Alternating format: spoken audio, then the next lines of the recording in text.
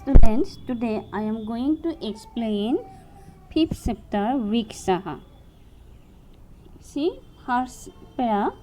Vane vane nivasantu vrikshaha vanang vanang rachayanti vrikshaha.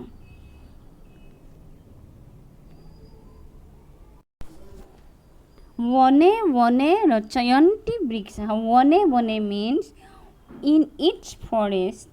Nivasantaha means living. Vrikshaha means trees. Rachayanti means make. And vrikshaha means again tree. It means a cluster of trees form the forest. Vane vane nivasantu vrikshaha vanang vanang rachayanti vrikshaha.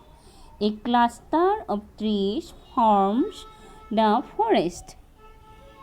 Paragraph 2. Sakha dula sina vihogaha toi kimopi kujanti vrikshaha. Sakha means branches, dula means swing, asina means sitting, vihogaha means words. Toi means here vihogaha. Kimopi, kuch means anything or something. Kujanti, creep. Vrikshaha means trees. It means birds tweet while sitting on the branches. Sakha dula sina vihogaha toi kimopi kujanti vrikshaha. Birds tweet while sitting on the branches. Next, paragraph 3. Pivanti pavanang jalang santatam sadhu jana iva sarve vrikshaha. Pivanti means drink, pavanang means air, jalang means water, santatam means always, sadhu jana means it means sages, sarve vrikshaha means all trees. It means as good people do their work continuously and at the appropriate time, these forest trees are also good and thus consume air and water continuously. Students, again you see, as good people do their work continuously and at the appropriate time, these forest trees are also good and thus consume the air and water continuously. In this paragraph, the air and water of the forest are compared with the good peoples. Okay? Now you see paragraph number 4 or verse 4. Sprisanti padoi patalang cha nabha sirassu vahanti vrikshaha. Sprisanti means touch.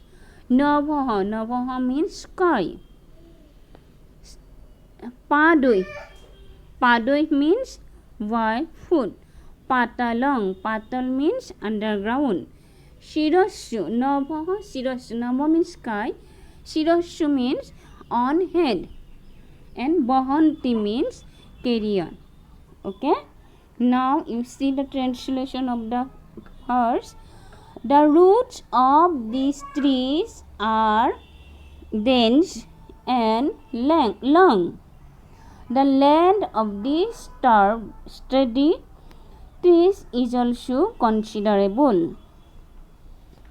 Again you see here, Sprisanti padoi patalang. Padoi means food. The foods are compared with the root of the trees. And Nabha sirassu vahanti means Nabha sirassu is compared with the length of the branches of the trees. Okay. Again you see the root of these trees are dense and long. The length of these sturdy trees is also considerable. Okay. Next, verse 5 or paragraph number 5. Boyo darpane sapratibimbam কৌতুকেন পশ্যন্তি বৃক্ষাः. পয়োদর্পণে means in mirror like water. স্বপ্রতিবিম্বম one's own image. কৌতুকেন পশ্যন্তি বৃক্ষাः. কৌতুকেন মানে with eagerly looking. It means forest trees eagerly look at their shadows in water like mirror. পয়োদর্পণে স্বপ্রতিবিম্বম কৌতুকেন পশ্যন্তি বৃক্ষাः. Forest trees eagerly look at their shadows in water like mirrors. Next, last para or last verse. Prasarya sasaya sangstaranam kurbanti satkarang vrikshah. Prasarya sasaya means prasarya means expanding.